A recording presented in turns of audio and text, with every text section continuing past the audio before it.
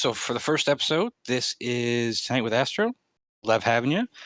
We have Chef as my co-host here, and our first guest tonight is Hitman 7, the division leader of EO, and just a all-around great guy from what I've been hearing. So hopefully tonight we'll learn more about him. If you want to Yeah, if you want to introduce yourself a little bit and just give us a quick rundown of who you are, where you come from, and in the community, where you've come from, and yeah. Yeah, so my name is Hitman. I am actually both the division leader and on the web ops side, I am actually the media manager in digital services. I oversee the news and social media teams. I am very happy to be here. As far as where I come from in the community, I've been around the scene for about 10 years now or so.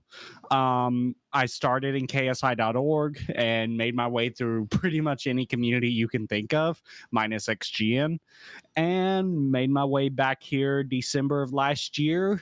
Made co-founder January 26th, about 25 days after joining, and worked my way up from there. And now I made div lead as of July 19th. Awesome. That's insane. Congratulations Thank you.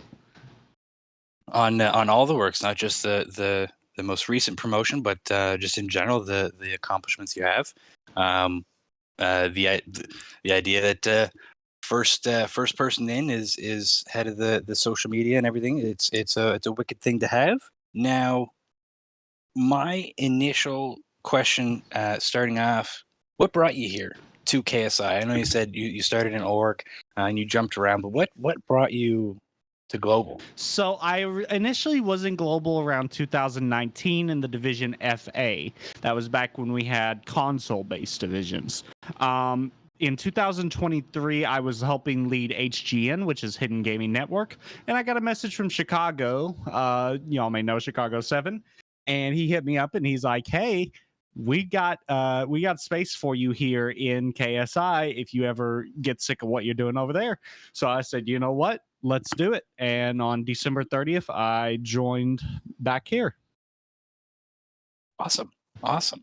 Now I know that joining back, I'm guessing you started close to where everyone else did, or what was the scenario in that sense? Started down at member just like everybody else, but perks of having led a small community that actually shut down before my coming over here, I had a network of people I could bring in with me. I knew I wanted to move up. I immediately became cadet because my goal was to earn that 7 behind my name that I never got in .org and in my first run in global.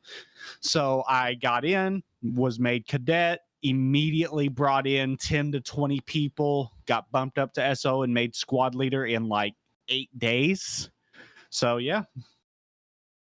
Heck yeah, and the rest is history from there, eh? Absolutely. Squad split after squad split and all that, eh? Yeah, so I actually hold the record for fastest squad split in this rebuild, and that's never going to be beat because now a squad has to exist for 30 days to split. I split my squad before that requirement was in place in 20 days. Damn, that's crazy. That's an accomplishment, and yeah, like you said, definitely a goal that or an achievement that can't be beat at this point. Um, but that's crazy. That's awesome. Congratulations on that. Chef, did you have anything you wanted to put in? Any comments? Uh, no. Question though. Obviously, being able to split squads that fast, how do you build a community with such a fast split? And I mean community as far as just having all of your members really get in touch with each other and uh, be able to kind of build unity in that. So it starts with the officer corps flying the flag. Every new recruit that came in, we were gaming with, in VCs with, in text chats with, and we were just setting the environment of an inclusive and growing community. And that's what, I set as a priority from day one as squad leader. And I had such a good staff around me that they rallied around that goal. And it really had a great environment. Okay, perfect. Yeah. Yeah, no, that's amazing. To bounce off that, after that, now, from my understanding, to get past founder, if the division already has a set management core, I guess upper ranking, how is the moving into a division split? I know a squad split. Obviously, you say you hold the record for that, but the division split is a very big interest on my end. When it came to that, what were your strengths and your goal, and how did you support the division in that time? My strength was always my attention to detail. And as a founder, I made sure to support the division in terms of holding the co founders accountable to their responsibilities, as well as supporting the squad leaders in their goals as well. So I was in charge of the fluff lists, I was in charge of the CMS login checks, and that keen eye for details is what got me my division leader spot when we split the division. Awesome. No, that's cool. Now, with that, your movement up past that, do you think it attributed to your foot in any other doors in the community? I know you said that you were a part of CMS quite heavily. What other corners of KSI were you a part of? Yeah, so at that time, I was a part of the stream team. I was one of the stream team leads. I was a moderator. I was in TNE, AAP, and I was the social media supervisor as well. I had my foot in the door just about everywhere you could. And my goal was simply put, make a legacy for myself, any future people that may be looking up to me, and my wife, who's actually a squad leader in IA and Oasis, to be able to follow in and know that I had made a difference in the community. Yeah, that's wicked. Awesome to see that you have her, and honestly, the goals and ambitions seem to definitely spread elsewhere from person to person that you meet. Your wife being an SL, right? Or did I hear that Yeah, wrong? you got that right. Okay, perfect. Yeah, no, and it's super cool to see that. And I know, just like that in our division, there are a couple of people in relationships, wives, fiancés that I've recently been getting to make friends with and learn more about. And the idea and their philosophy behind it is, if it's good enough for you, why the heck can't you just have even real family a part of it? And I think that's just a really awesome belief system to have, and cool to see that your wife is just right beside you in it, for the long haul. Yeah, absolutely. And I love having her here. She's learned so much from me, just listening to me handle scenarios or watching me move up the ranks. And she's really not only becoming her own leader in terms of that, but she's taking the best of what I've demonstrated and what I've done in my time. And she's learning from that and growing from that and becoming a better leader every day. Nice. Chef, did you have anything to throw in? No, nothing at the moment. Okay, perfect. So we'll move into something a little external from the community side. What do you think has really affected you positively in your life from the community? What have you taken from the community or communities you've been in that has benefited you outside in real life IRL when you're out there doing adult things, right?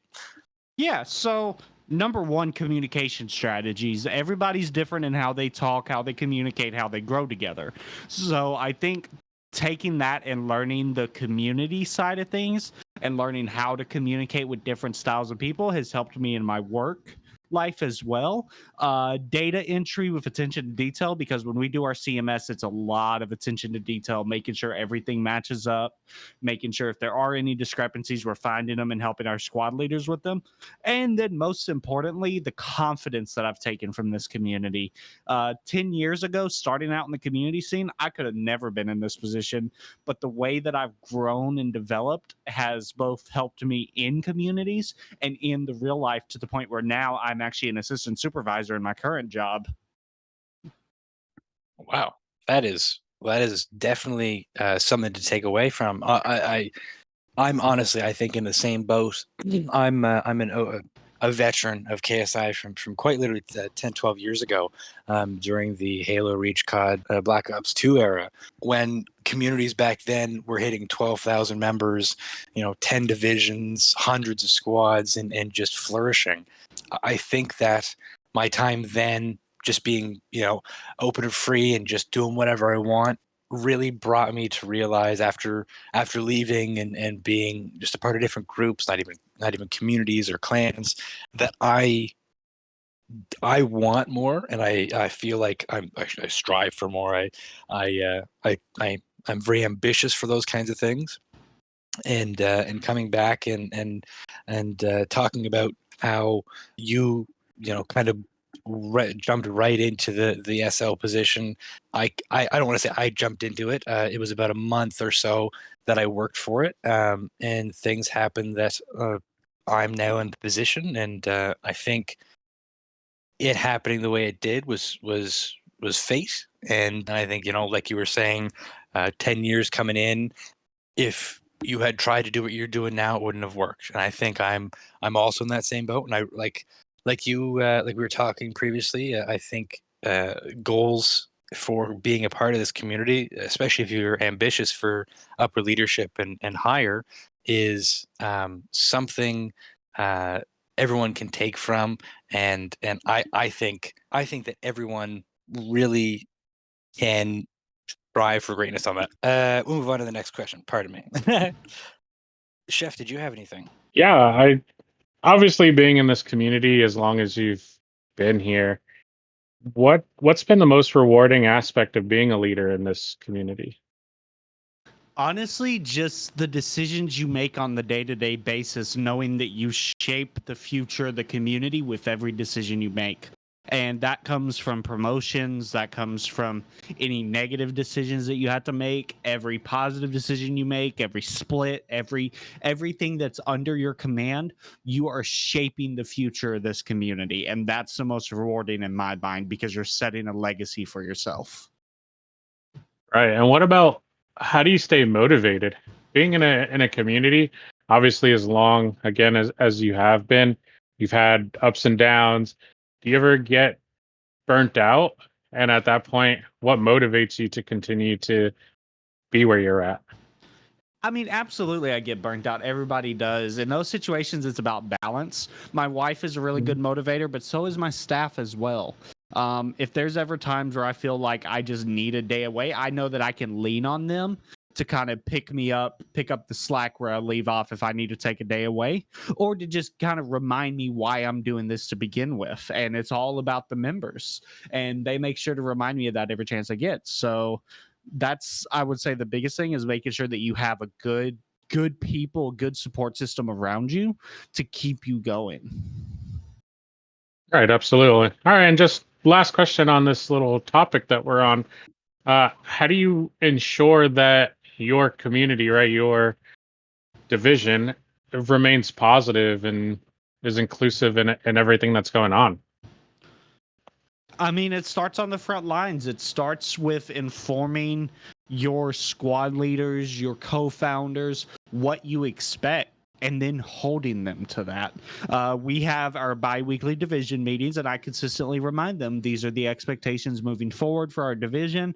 I set up 4 pillars when I first started as a division leader, and they have been upheld because I make sure to not only hold the squads accountable if they try to stray from it, but also to praise those squads and praise the co-founders when they continue to uphold those pillars. Right. Perfect. Awesome. Now, with that, diving into a little bit more of your history in gaming, um, we've talked a lot about clan operations and all that kind of stuff, and how you keep activity.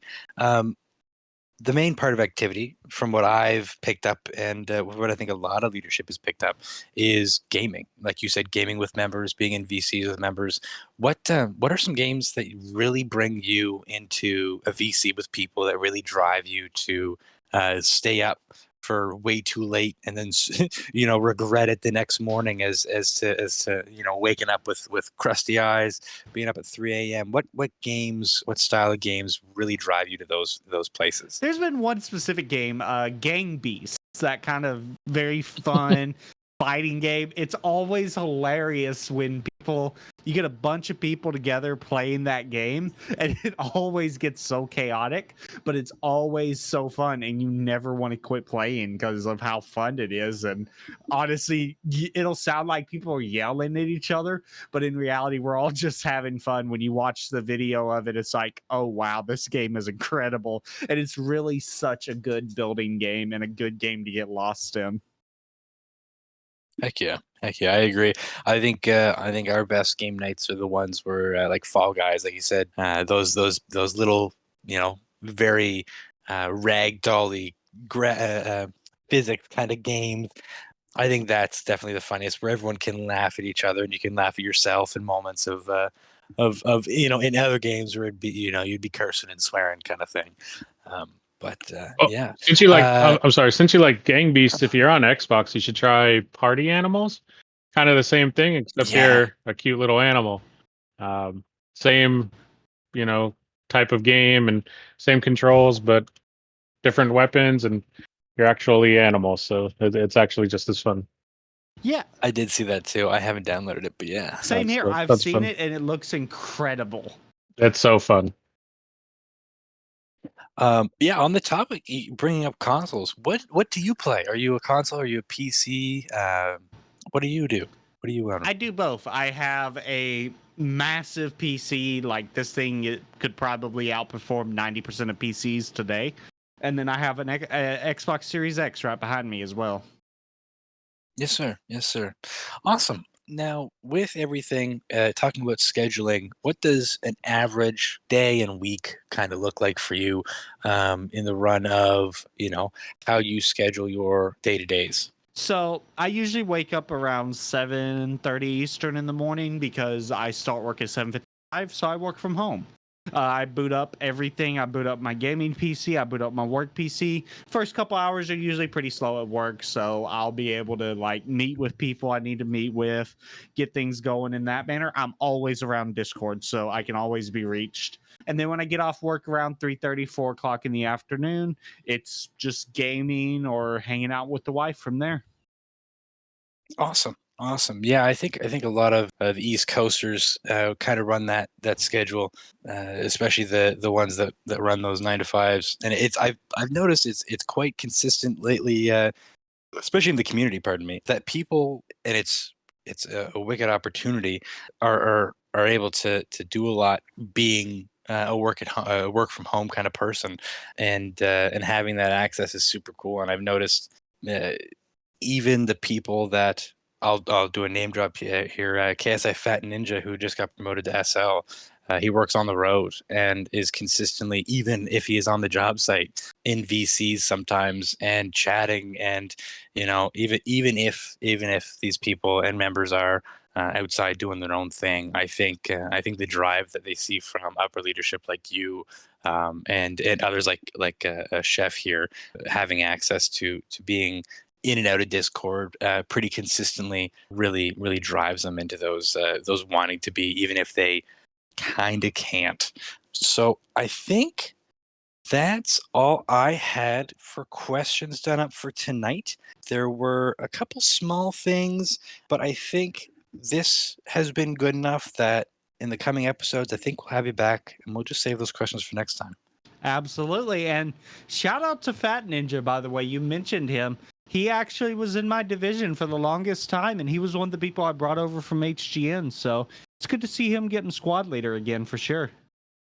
Yeah, awesome. I'm glad to hear. Chef, was there anything else you wanted to run by him in these last couple minutes? No, I've got some extra questions for the next time, and thank you again for taking the time out and hanging out with us and answering our questions. And can't wait until you're back again. Absolutely. Can't wait to be back. Awesome. Well, that concludes this episode. Thank you, Chef. Thank you, Hitman, for stopping by. And if anyone else has anything they want to ask, we'll always be willing to take questions for the next episodes. Our DMs are usually always open, and in the near future, if this hits off where we want it to hit off, there might even be some polling in some areas of the Discord. Other than that, thank you again, and have a great night. You as well. Thank you. Thank you.